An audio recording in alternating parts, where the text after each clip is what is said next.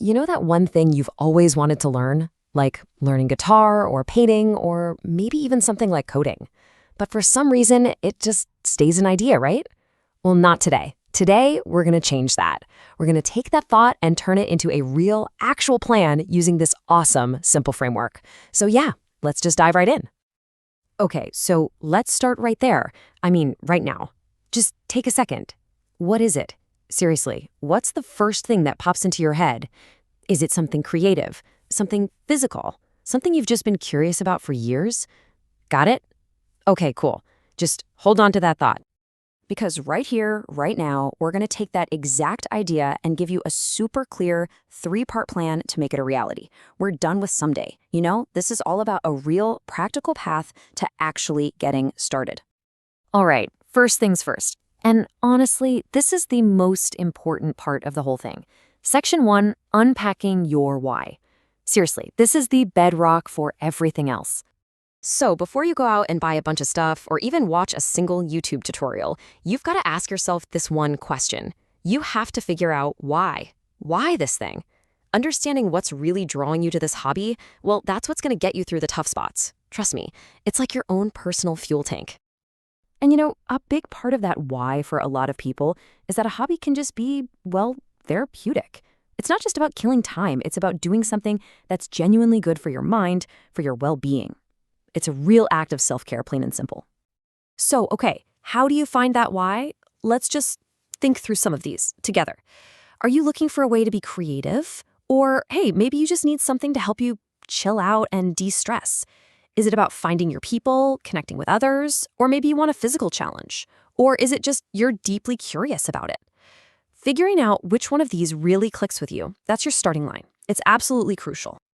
Okay, so once you've got a really good handle on your why, it's time to switch gears and get practical, which, of course, brings us to Section 2, building your how.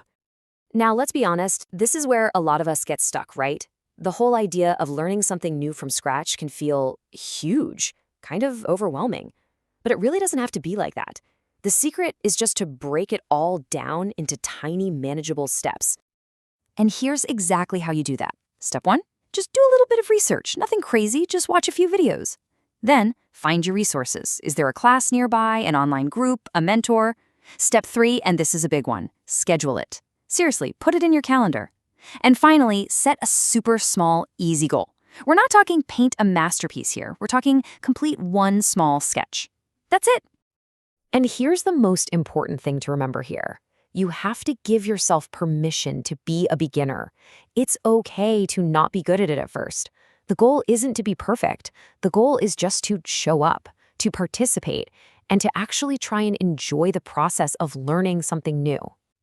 Okay, so you've got your why and you've got your how. Awesome. Now let's talk about the payoff, the really good stuff. Let's look ahead with Section 3, envisioning the long-term benefits. This part is all about zooming out and seeing the big picture. Just imagine, for a second, how is learning this new skill, even just the basics, going to enrich your life down the road? Having that vision, man, that's what's going to pull you forward on the days you don't feel like practicing. And one of the coolest benefits is what's called skill enrichment.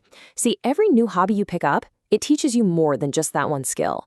It teaches you things like patience, how to solve problems, a bit of discipline. And those are things that make you more capable in all areas of your life. And that flows right into something even bigger, personal growth. I mean, think about it. Learning something new actually changes you. It kind of expands who you are, what you're capable of. It's this amazing engine for becoming a more well-rounded person. When you boil it all down, it really just comes down to this. A hobby, it isn't for anyone else. It's not a competition. It's a journey you take with yourself. For yourself.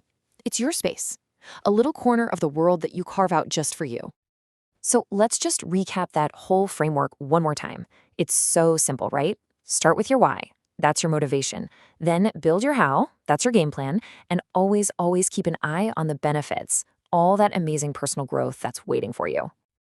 So there you have it. The map is laid out. It's a simple, clear plan you can actually use.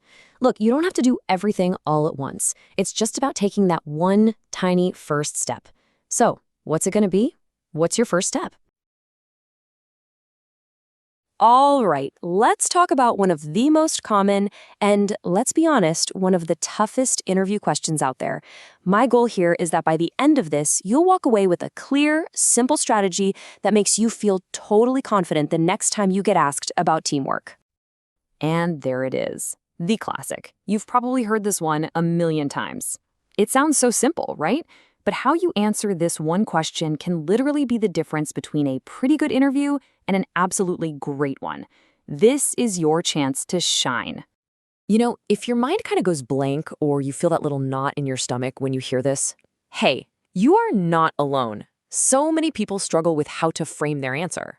But guess what? There's a super simple and honestly incredibly powerful way to handle it. So here's the secret. The absolute best answers aren't just a boring list of tasks you did. They're compelling stories. And the reason this works so well is that a good story makes you memorable, for sure, but it also shows the interviewer those soft skills they're looking for instead of you just telling them you have them. Okay, so let's get right into the blueprint. Every great story needs a structure. And for this, we're going to borrow a classic from storytelling, the 3-act structure. It's super easy to remember, and it works. Think about it like any movie you've ever seen. Act 1 is the setup. That's where you introduce your specific role. Act 2 is the conflict. This is where you talk about the challenges you faced and how you cooperated. And Act 3? That's the resolution, the big finish, the successful outcome. It's a perfect little story arc. So let's break this down, starting with Act 1, defining your role. This is all about setting the stage. You have to give the interviewer just enough context so they can actually follow along with the rest of your story. And this is so important. You have to be specific. Don't just say, oh, I was on the marketing project. No. Say, I was the project coordinator for the Q4 product launch, and I was responsible for the content calendar. See the difference? One is kind of vague, the other sounds polished, professional, and clear. All right, moving on to Act 2. The challenge. Now this is the heart of your story. Why? Because this is where you really get to show what you're made of. No interviewer on earth wants to hear about a project that went perfectly from start to finish. That's not real life. And this slide just nails it. So many people make the mistake of saying, everything went smoothly. That's a dead end. It tells the interviewer nothing. They want to hear about a problem, a hurdle, a challenge, because that's what shows them how you solve problems and how you work with others when things get tough. And remember, the key word in the question is team. So you've got to use words like we, us, and our. Talk about how we came up with a new idea or how you supported another team member. This is what proves you're a real collaborator, not a lone wolf. And now let's bring it all home with Act 3, the outcome. Every good story needs a satisfying ending, right? Your interview answer is no different. This is where you get to show off the success that came from all that great teamwork. And here's a pro tip for you. Numbers are your best friend. They are so much more powerful than vague statements. So instead of saying the project was a success, try something like, as a team, we launched 2 weeks ahead of schedule, which saved the company about $10,000. That's impact. And please don't forget this last step. You have to connect the dots for the interviewer. You need to explicitly say that the great result happened because of the teamwork you described in Act 2. For example, that 20% increase in engagement was a direct result of how well our team worked together. Okay, so you've got the 3-act structure down. Now, let's give it a little upgrade. A vocabulary power-up, if you will. We're going to sprinkle in a few words that will make your story sound even more professional and polished. First step, collaboration. This is just a fantastic word. Saying, my collaboration with the design lead was key sounds so much more active and intentional than just saying I worked with the designer. It really implies a true partnership. Next, synergy. Now, I know this can sound a little like a corporate buzzword, but it's a really cool concept. It's basically the magic of teamwork, right? It's that idea that 1 + 1 = 3. You're showing that what the team created together was way better than what any one person could have done alone. And hey, don't be afraid to talk about delegation, even if you weren't the manager. It's not about bossing people around. You could say something like, we delegated the data analysis to Sarah because of her expertise. It shows you're smart, you're efficient, and you know how to use your team's strengths. So let's do a super quick recap of the whole blueprint. 1. Start your story by defining your specific role. 2. Embrace the challenge. That's your time to shine. 3. End strong with a clear, successful, and if you can, quantifiable outcome. And 4, weave in those power words to sound like a total pro. So there you have it. That's the blueprint. The next time you get asked about a team project, you're not going to freeze. You're going to tell a story, a memorable story about challenge, cooperation, and success. So the only question left is, what great story are you going to tell? All right, let's talk about something we've all been through, but maybe haven't really picked apart. I'm talking about those conversations that have this hidden power to just change everything. So let me ask you, have you ever had one of those? A conversation that just changed everything?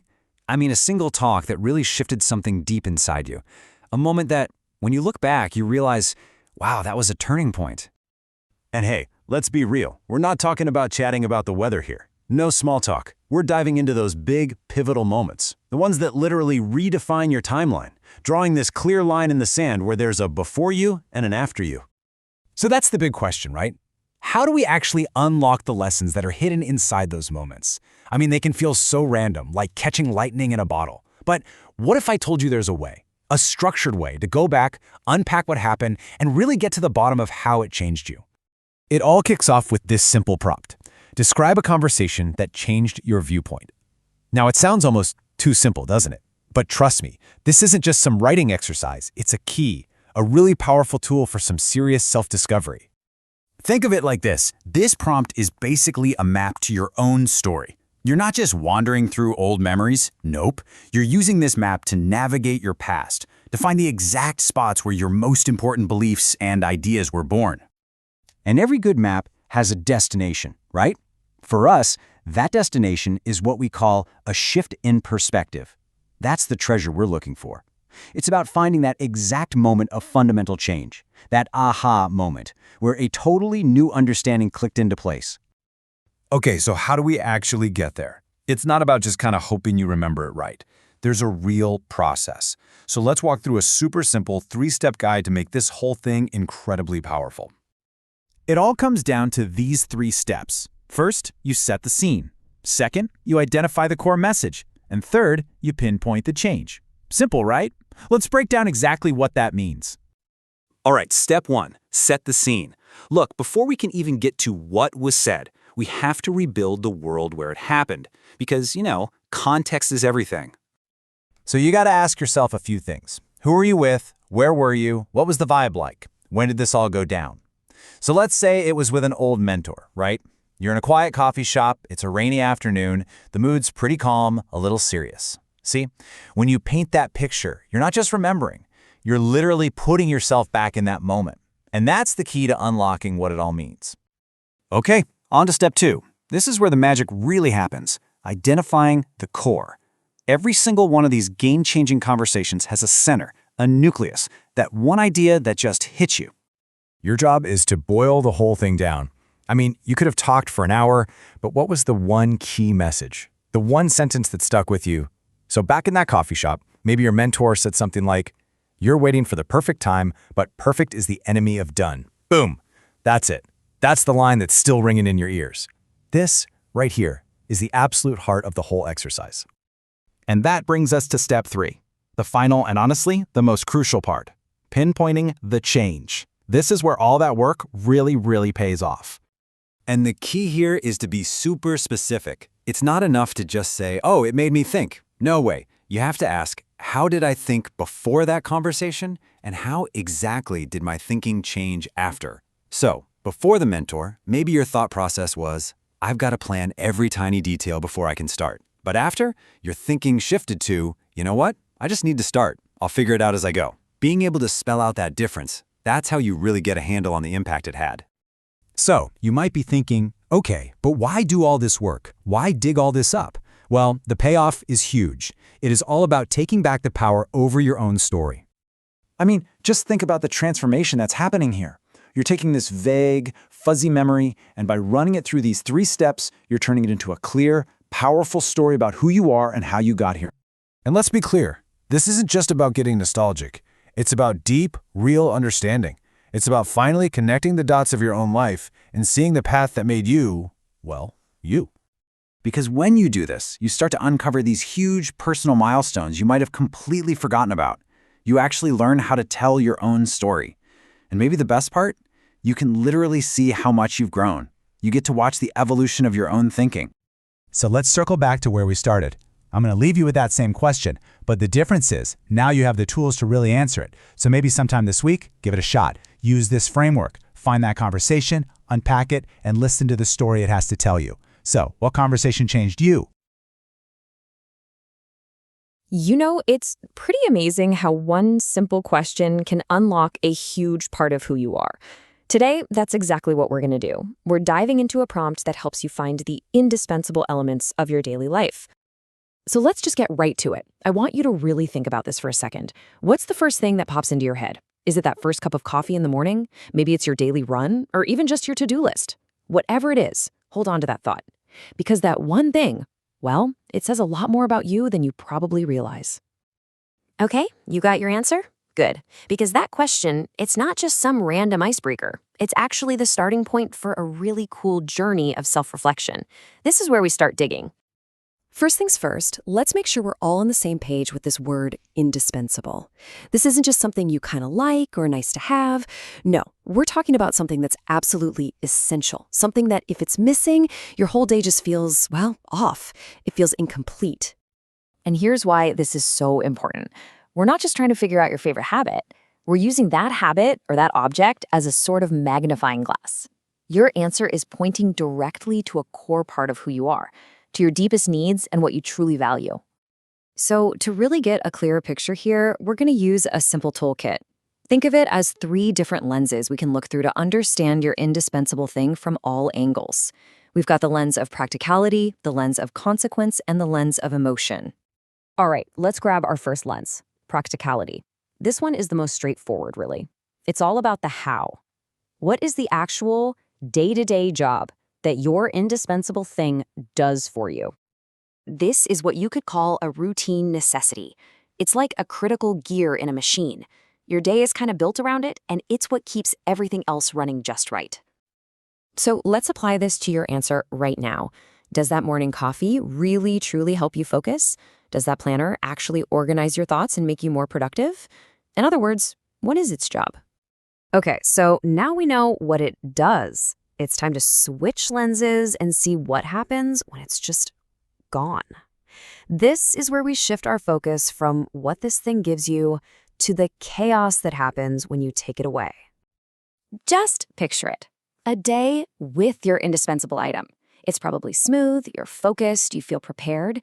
Now imagine a day without it. Does it feel messy, chaotic, maybe even a little stressful? That difference, that stark contrast, that's what shows you how important it really is. And that's exactly what it means for something to be integral. It's not just an add-on or an accessory. It's a fundamental piece of your daily puzzle. Without it, the picture of your day just isn't complete. And now for our final lens, and honestly, this one might be the deepest. It's time to talk about emotion. We're moving beyond just the practical side of things and into what's truly personal. This is where we get to the why. Why are you so attached to this thing? It's not just because it's useful. It's because it makes you feel something. It might connect to your identity, give you comfort, or maybe it just sparks a little bit of joy. So ask yourself, right now, does that old beat-up notebook give you a sense of security? Does that morning walk in the park bring you a feeling of calm and clarity? Try to name that emotion, because that feeling, that's the real heart of the matter. So we've looked through all 3 lenses, the practical, the consequential, and the emotional. You've got all the pieces of the puzzle right in front of you. Now it's time to put them together and tell the real story of what this thing means to you. Every good story needs a beginning, and this one starts with its practical job. Something like, I can't live without my planner because it takes all my jumbled thoughts and turns them into a clear plan. That's your foundation. Next, you add the stakes. What's at risk? Without it, my day feels super stressful, and I'm always worried I'm forgetting something important. This part shows why it's a real necessity. And finally, you bring it all home with the emotional core. But really, it's more than that. It gives me a sense of control and security in a world that can feel pretty chaotic. See how that works? Function, consequence, and meaning. That's the whole story. And here's the big aha moment. This whole exercise, it was never just about your planner or your morning coffee. By understanding that one indispensable thing, you've actually uncovered a direct reflection of what you value most. Maybe it's efficiency, maybe it's peace, creativity, or security. So in the end, by digging into one small part of your day, you found a whole new way to understand yourself. Your routine is always talking to you, sending you messages about what you need. So the only question left is, what else will you discover if you decide to listen? We've all been there, right? You have this game-changing idea, but getting it out of your head and into the world in a way that actually lands, yeah, that's the real challenge. So today, we're going to break down a framework that helps you turn that brilliant concept into a pitch that people just can't ignore. I mean, you know that feeling? You see a problem with, perfect clarity. The solution seems so obvious to you, but then you try to explain it, and you're just met with these blank stares. It is so frustrating. And believe me, it's a hurdle that trips up innovators absolutely everywhere. This is what we can call the idea bottleneck. It's that critical gap between having a genuinely groundbreaking idea and then making other people, investors, your boss, your team, see its value and its potential just as clearly as you do. But here's the good news. There's a structure for this. It's not some kind of magic. It's really just about clarity. And that's exactly what we're going to build today. A simple, powerful framework to make sure your best ideas aren't just heard, they're truly understood. Okay, so here's the first big rule. Every great pitch begins not with your solution, but with the problem. Seriously, before you can even think about introducing your brilliant answer, you have to make your audience feel the weight of that question. You have to make the problem feel, undeniable. So this first step, it's all about something called conceptualization. And the key here really is focusing on the why. You're not just, stating a problem. You're deeply understanding its shape, its size, and exactly who it impacts. This becomes the solid foundation for literally everything that follows. So how do you do that? Well, it's all about asking the right questions. Who exactly is affected by this? Get really specific. What are they using right now to solve it? Be honest about the alternatives. And here's the key. Why isn't that good enough? Why does it fall short? And finally, you've got to quantify it. Does it cost time, money, peace of mind? Because a clear cost, that creates urgency. All right. Once you've perfectly framed the why, the stage is officially set for the what. Now's the time you introduce your idea. And look, it has to be done with absolute clarity. No jargon, no fluff, just straight to the point. You can start to see how this all connects, right? We started with step 1, defining that problem. Now, step 2, presenting your idea. It's the direct answer to that problem. And it's this simple logical flow that's going to keep your audience completely hooked. And this simple template, okay, this is your secret weapon, seriously. It forces you to boil down your entire concept into one single powerful sentence. For example, you could say something like, my idea is a mobile app that helps freelance designers manage their invoices by automatically tracking their work hours. Boom! Just like that, it's clear, it's concise, and it's powerful. Okay, you've stated the problem. You've presented your solution. Now for the final, and I'd argue the most critical step. This is where you have to answer that inevitable question that's in everyone's mind. Okay, but there are other solutions out there, so why you? Why this idea? This is where you prove your idea is genuinely groundbreaking. So the trick here is to create a really stark contrast. Think about it. On one side, you've got the status quo. The slow, expensive, frustrating way things are done right now. And on the other side, you have your approach, the faster, smarter, more elegant solution. See, you're not just offering a tiny improvement, you're offering a fundamental shift. And that leap, that jump from the old way to your new way, well, that's the very definition of a groundbreaking idea. It's that unique mechanism from your pitch sentence. It's your secret sauce. And trust me, it is the one thing your audience will absolutely remember. Okay, so let's bring it all together. What we've built here isn't just a structure for a pitch. It's really a blueprint for how to think about and develop innovative ideas right from the very beginning. Just remember these 3 steps. The why, that grounds your idea in a real-world need. The what, that provides the clear, concise answer. And the how, that's what makes it special and proves its value. The why, the what, and the how, that is the absolute core of it. Because ultimately, this whole framework is about driving real innovation. And notice the key words here. It's not just about having a new idea. It's an idea that actually gets implemented, that solves a specific problem in a unique way. And this is the most important part. It creates value. That's the real goal. So as we wrap this up, I want to leave you with a question. Now that you're armed with this framework, just think about the world around you. What's inefficient? What's frustrating? What's that one problem that you are uniquely positioned to solve? Because now you have the tools to not just think of the idea, but to actually bring it to life.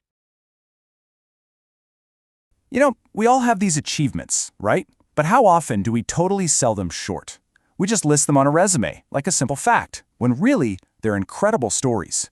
So, in this explainer, we're going to learn how to find that hidden story in your accomplishments and tell it in a way that really, truly connects with people.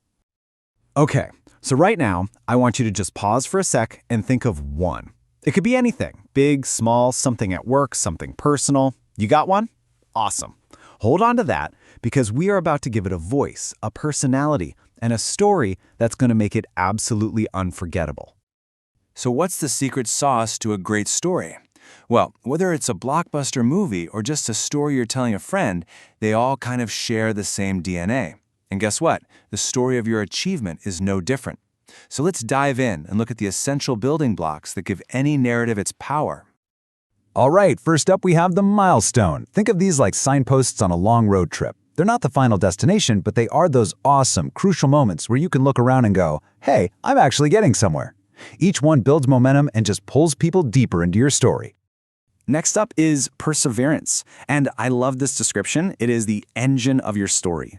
I mean, think about it. A story without a struggle, that's not a story. It's just a shopping list of things that happened. Super boring. Perseverance is that grit, that effort, that moment you decided to push forward instead of just giving up. It's what makes the victory at the end feel so earned. And all of this, the journey, the milestones, the perseverance, it all leads to the big finale, the accomplishment. But now, you can see it's way more than just an endpoint, right? It's the powerful, satisfying resolution to a journey that was tough and full of challenges. It's the triumphant last chapter. Okay, but let's be real for a second.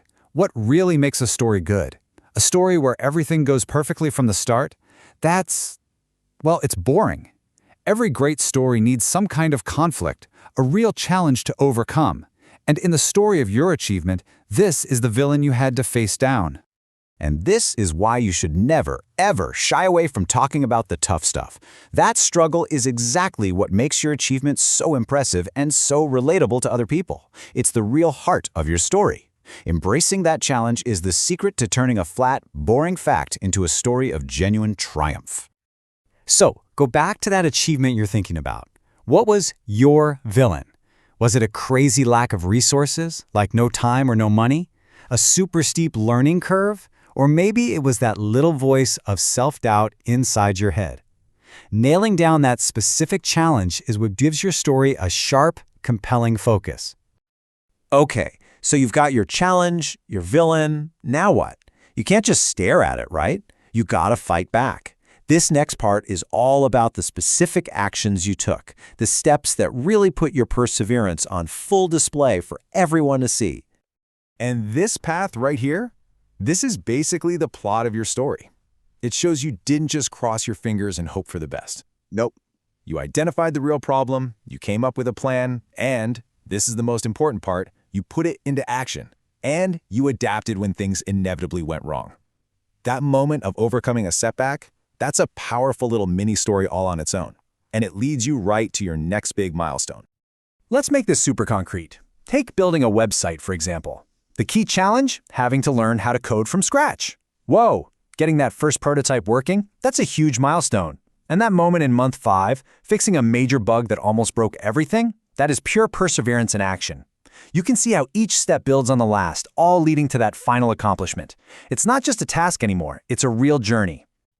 All right, we've got the action, we've got the plot, but to really make people feel your story, we need to talk about the why. This is all about the emotional payoff. That feeling you get when all that incredibly hard work finally pays off. And this quote just nails it, doesn't it? The real satisfaction isn't just about crossing the finish line. It's magnified by the struggle you went through to even get there. When you share that emotion, you're basically inviting your audience to feel that win right alongside you. That's the emotional core that makes a story great. And here's the thing, satisfaction isn't just one simple feeling. It's a mix of stuff, right? Was it that deep sense of pride, creating something totally from scratch? Was it the feeling of growth from learning a new skill? Or maybe it was just sheer, sweet relief to be done. Getting specific, saying you felt a surge of confidence instead of just saying you felt good, is what gives your story its emotional punch. Okay, deep breath. We have all our ingredients now. We've got a challenge, a journey with clear milestones, that final accomplishment, and the all-important emotional payoff. Now it's time to put it all together and craft our narrative. Just look at the night and day difference here. The before statement, it's a fact. It's fine. But the after, that is a story. It instantly gives us a challenge. I taught myself to code.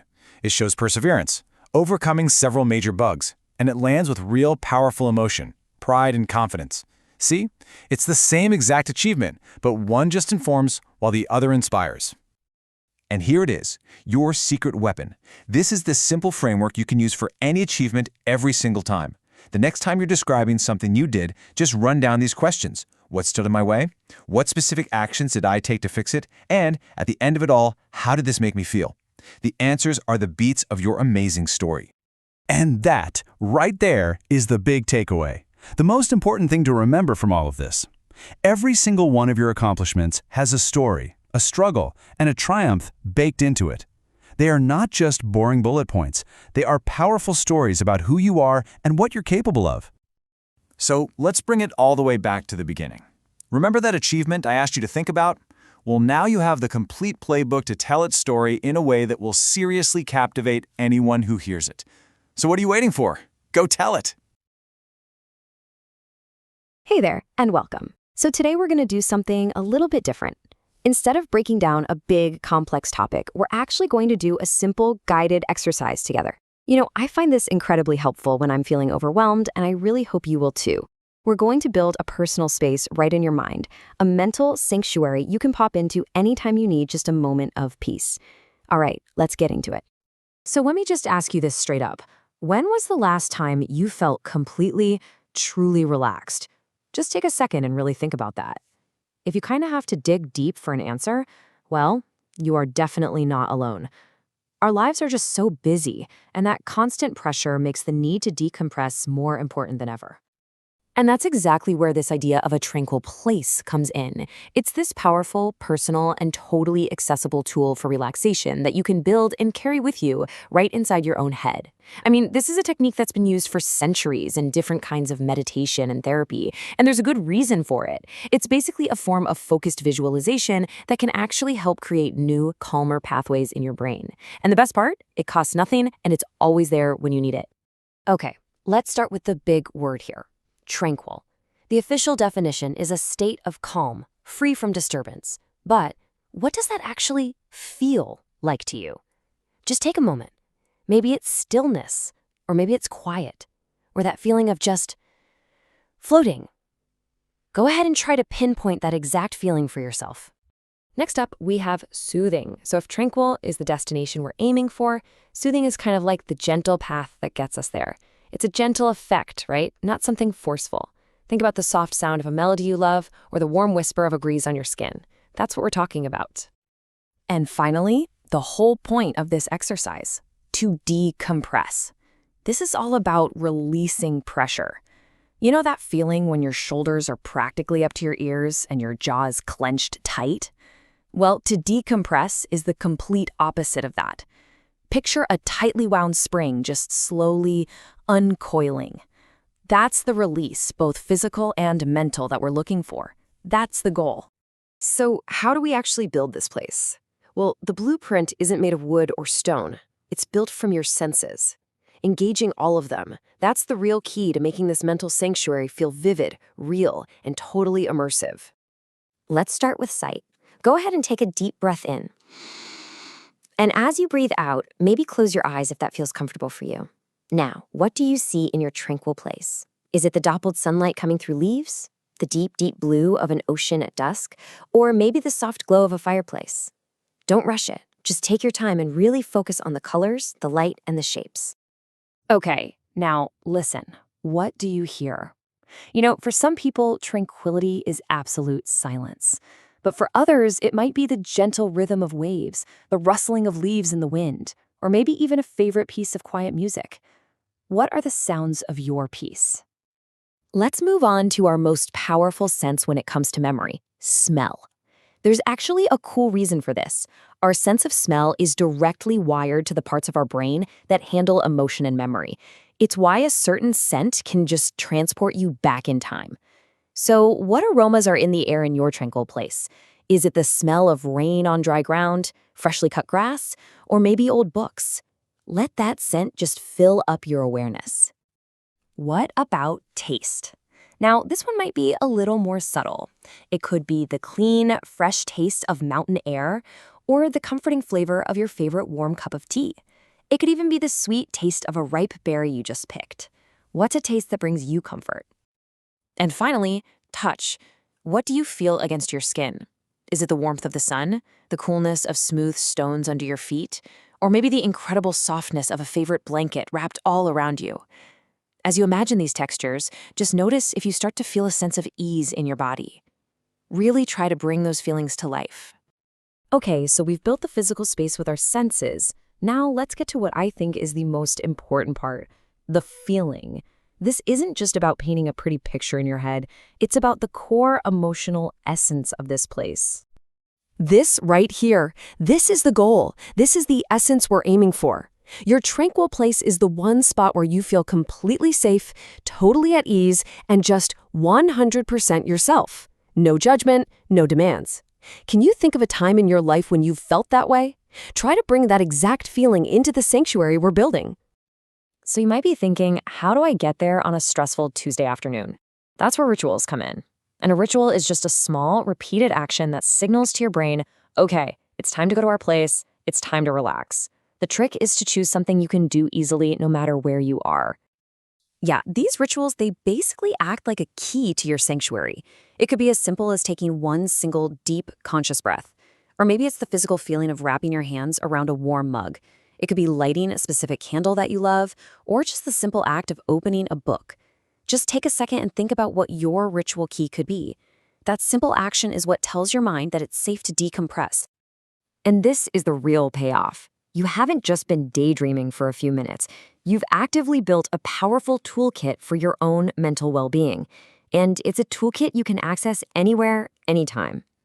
So let's just quickly recap your new toolkit. You've got your sensory imagery to build the space. You've anchored it with that core feeling of emotional comfort. You've created a peaceful ritual, your own personal key to get you there. And now you can visit anytime you need to decompress. It's a simple but really powerful 4-step process. So the only question left is, where will your tranquil place take you? This space is yours. You can explore it, you can change it, and you can come back to it whenever you need to. And honestly, the more you visit, the more real and effective it's going to become. Just be patient with yourself and enjoy the journey. Thanks for building with me today. You ever try to explain why you love something simple, like your favorite coffee mug or that one perfect pen?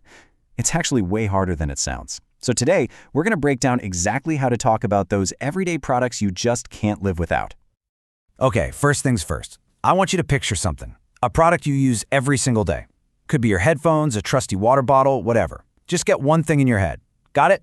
Awesome. Keep that in mind because we're going to come back to it. So this is the classic prompt, right? Describe a product you use daily and why you love it. You might get this question in an interview, sure, but it's also just a really cool way to appreciate the design all around us. But answering it well, that's the challenge. We have to get beyond just saying, I don't know, I just like it. To really nail that answer, we've got to start at square one. We need to build a solid foundation by figuring out what a product even is at its core. Here's the key. A product isn't just a thing. It's a solution. It exists to solve a problem. And honestly, that little shift in perspective is everything. It makes us stop talking about features and start talking about the problem it solves for you. That is the most important first step.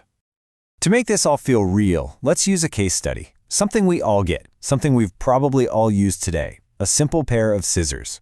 And the problem they solve? Well, we constantly need to cut things, paper, packages, string, and we want to do it precisely and, without hurting ourselves. Scissors are the solution. Okay, so we've got the product and the problem. But why do we love certain products? It's not magic, I promise. We can actually break down that feeling of love into 3 really practical concepts. This is where we get the vocabulary we need. First up is functionality. This is the absolute bedrock. It's the simplest question. Does this thing actually do the thing it's supposed to? And does it do it well? Because look, if it doesn't work, nothing else we talk about even matters. So for our scissors, the functionality is a no-brainer. They give you a clean cut on paper, they can slice through that awful plastic packaging, they snip a loose thread perfectly, they do their job, and they do it effectively. So, functionality? Check. All right, next up, user-friendliness. This is all about the learning curve, or really the lack of a learning curve. How easy is it to just use it?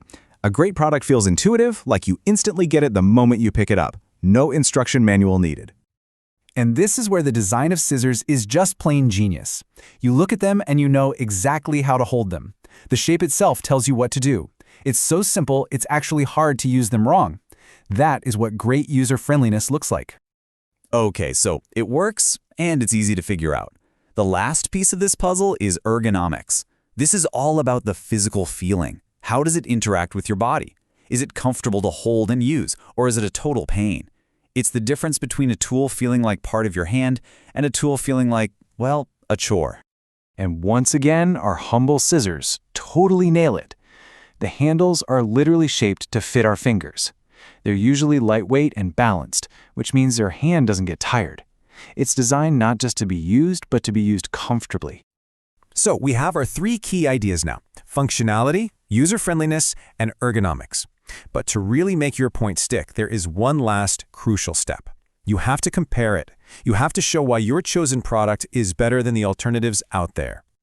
Let's see this in action. We'll put our scissors up against a box cutter. In terms of functionality, the scissors are way more versatile, right? For user-friendliness, they're so much safer for everyday little tasks. And ergonomically, that comfy grip wins against a hard, rigid handle any day. The comparison just makes the value crystal clear.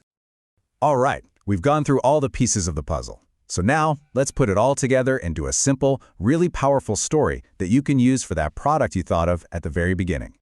Here it is, your whole framework in 3 easy steps. Number 1, start with the problem it solves. I need a way to do X. Number 2, explain why it's a brilliant solution using our new vocabulary. Say, its functionality is great, it's super user-friendly, and it's really ergonomic. And 3, seal the deal. Contrast it with an alternative. It's so much better than using Y because it's simple, it's structured, and it's incredibly powerful. So that's the framework. And it kind of leaves us with one final thought. You basically have a new lens to see the world now. So as you go about your day tomorrow, what simple, everyday thing are you going to pick up and suddenly realize is a quiet masterpiece of design?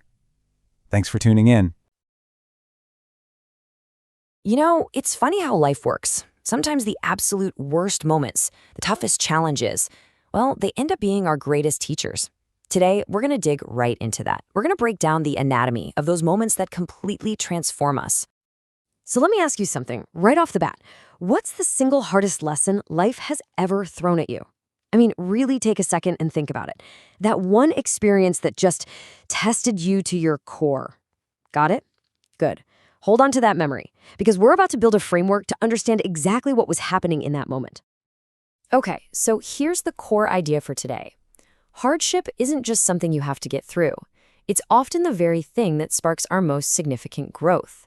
You've heard the saying, right? Immense pressure creates a diamond. Well, that's not just a cliche. It's the foundation for everything we're about to explore.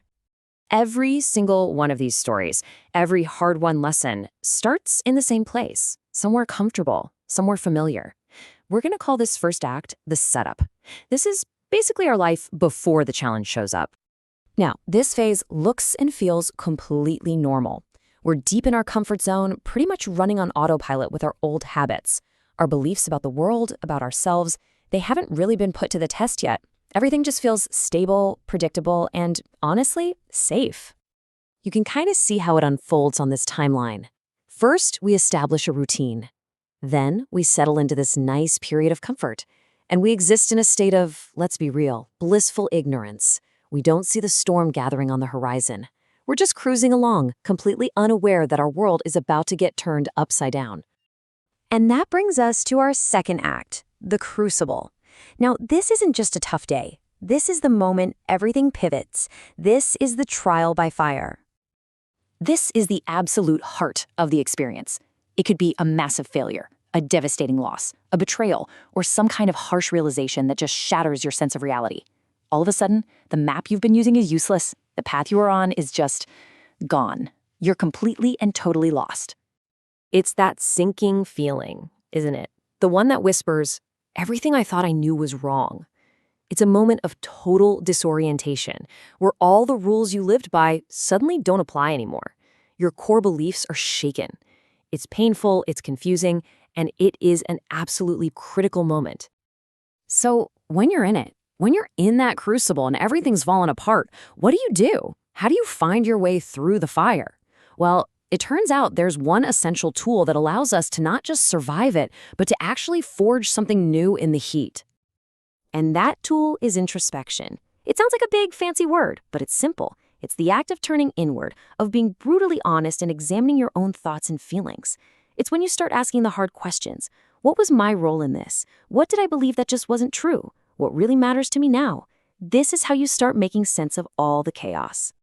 And taking that inward journey, well, that brings us to our final act, the transformation. This is the after picture. This is what we become once we emerge from that crucible, forged by the experience. Just look at this contrast. It's pretty stark. We go from having these rigid beliefs to a much more flexible perspective. That crippling fear of failure gets replaced by an understanding that, hey, failure is just part of growth. And this one is huge. We shift from blaming everyone and everything else to taking real internal accountability. It's like a complete rewiring of how we see the world. This whole process results in two powerful, hard-won outcomes. They might sound like simple words, but believe me, they are earned through fire. They are resilience and maturity. So what is resilience, really? Think of it like a muscle you build in the gym. It's not about avoiding hardship or never getting knocked down. It's all about developing the strength to get back up again, maybe even stronger than before. It's the proof that you can survive things you once thought would break you. And maturity? Well, that's the wisdom that comes from that resilience. It's the ability to finally see the bigger picture. It's learning to manage your emotions instead of being controlled by them. It's that calm perspective that comes only from experience, from having been through it. So why does all this matter? Why break it down like this? Because this isn't just some abstract theory. It's a map for understanding the most important story of all, your own. This three-act structure, the setup, the crucible, the transformation, is a really powerful tool for self-reflection. You can use it to look back and make sense of the hard times, and you can use it to help you navigate the challenges you might be facing right now. So let's try to apply this framework. Go back to that hard lesson you thought of at the beginning. Can you identify your setup, what your reality was like before? Can you name the turning point, that critical moment of crisis?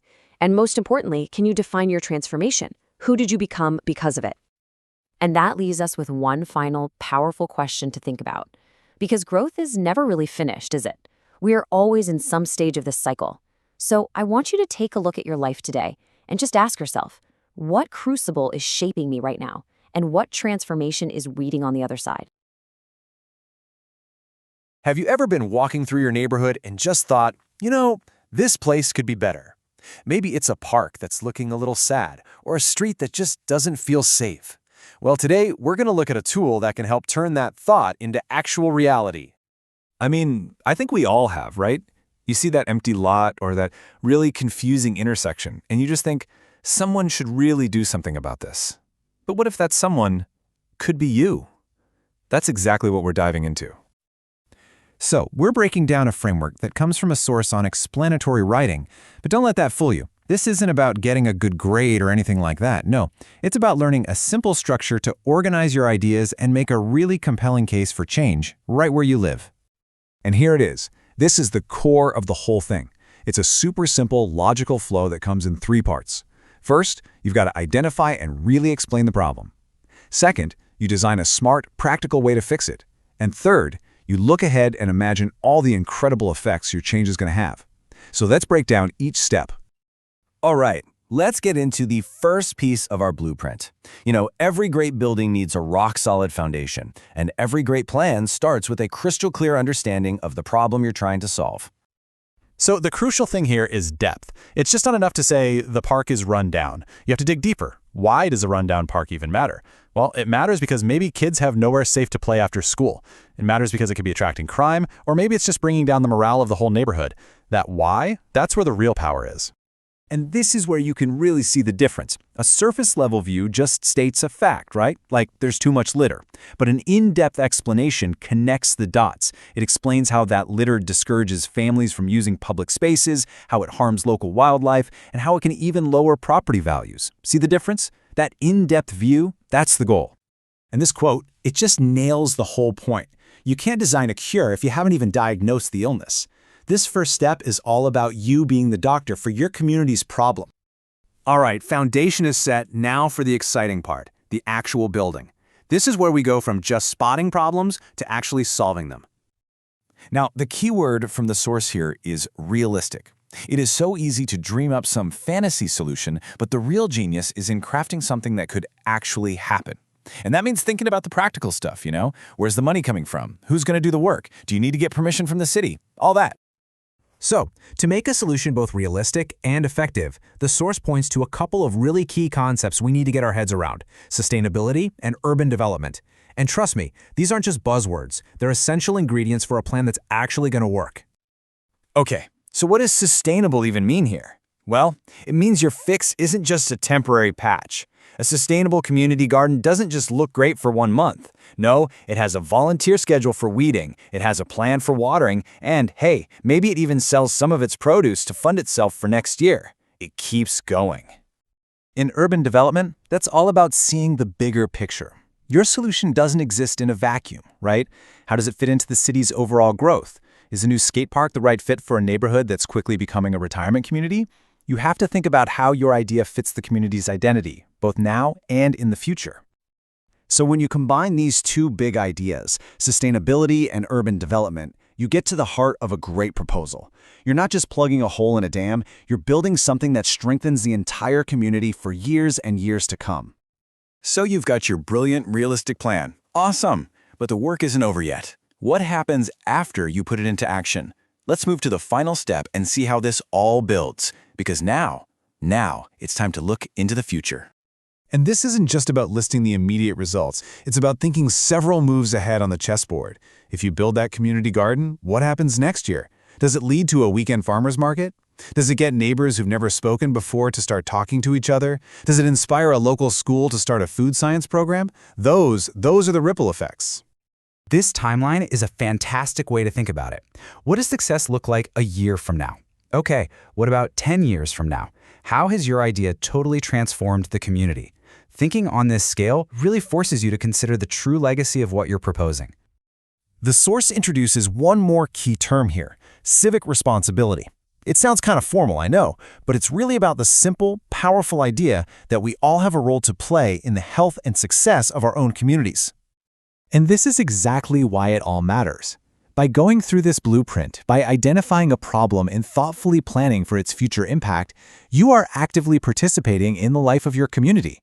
You're exercising your civic responsibility in a really creative and powerful way. Okay, now that we've walked through how this blueprint works, from spotting the problem all the way to envisioning its future, it's time to think about how you can use it. The blueprint, it's all yours now. Let's just look at it one more time. Explain the issue. And I mean really explain it. Propose a realistic, sustainable solution. And then describe the long-term, positive impact. 3 steps. That's all it takes to build a truly compelling vision. We end right where our source began, with the prompt itself. But this isn't just a question anymore, is it? It's an invitation. It's an opportunity to apply this blueprint to something you genuinely care about. So I'll leave you with this question. Think about that issue you see on your way to work. That park you wish was better, that opportunity you feel like your community is missing out on. What problem will you choose to solve? What's the first line of your blueprint going to be? You know that feeling, right? You see someone who can code this amazing app, or play a piece of music that just stops you in your tracks, or give a speech that captivates an entire room, and you think, wow, I wish I could do that. But what if that wish wasn't just a wish? What if it was actually the first step in a real, concrete plan? Well, today, that's exactly what we're going to build. This question, it pops up everywhere. Job interviews, late-night journaling, you name it. And it's exciting, for sure, to think about all the possibilities. But let's be real. It can also be kind of paralyzing. How do you even pick one thing and, actually start? That's the first hurdle we're going to clear. Okay, so here's the trick. You have to stop seeing this as just a single intimidating question. Instead, think of it as a framework for action. We're going to deconstruct this thing piece by piece, and what you'll find inside is a powerful blueprint for personal growth, one that turns that vague ambition into a real, tangible skill. But before you jump on YouTube for tutorials or buy that new book, hold on. The entire process, everything we're about to talk about, it all hinges on one single powerful word.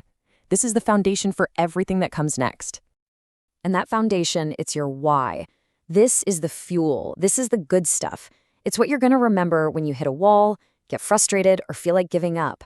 Because trust me, without a really strong why, even the best plans have a way of just collecting dust. And your why is totally personal to you. Maybe it's about your career. You want to learn data analysis to finally get that promotion. Or maybe it's just for you, for pure creative expression, like picking up a paintbrush. It could be a physical challenge, like deciding to train for a marathon, or a practical one, like figuring out how to fix something that's always breaking. And hey, never ever underestimate pure curiosity. Sometimes just wanting to know how something works is the most powerful why of all. All right, so once you've got your motivation locked in, it's time to build the engine.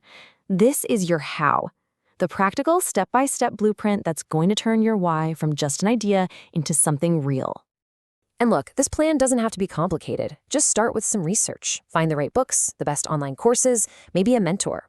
Then, and this is so critical, set a small, achievable first goal. Seriously, don't aim to master the guitar. Aim to learn 3 basic chords.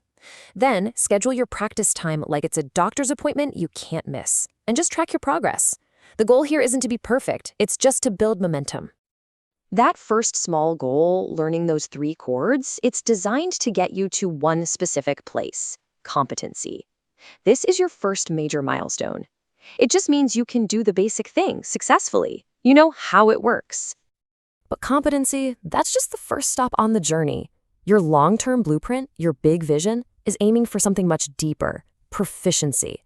Now we're talking about a high degree of skill. This is expertise. It's the point where the skill just becomes second nature. Think of the journey like this. Competency is your starting line. It's your first goal. It's about knowing how to do something. You're following the instructions, the recipe. But proficiency, that's the long-term goal. That's about mastering the why behind the instructions. It's when you stop following the recipe and start developing your own intuition, creating your own dishes. So you've got your why to push you and your how to guide you. Now we need the third piece of the puzzle, the thing that's going to pull you forward. And that's a crystal clear vision of the future benefits. What do you actually get when you succeed? What does it look like? What does it feel like?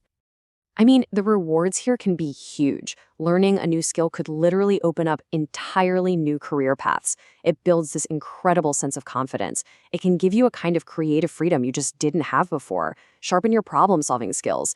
And, it can even connect you with a whole new community of people who are into the same stuff you are. But maybe the most profound benefit isn't the skill itself. The real transformation, that happens on the inside.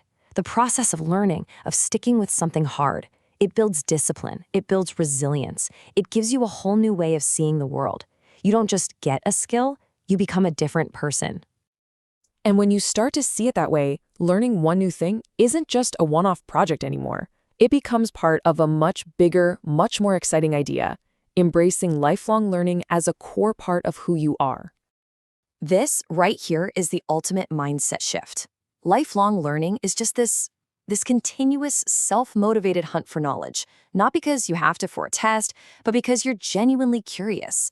It's about choosing to stay engaged with the world, to keep exploring, and to never, ever stop growing.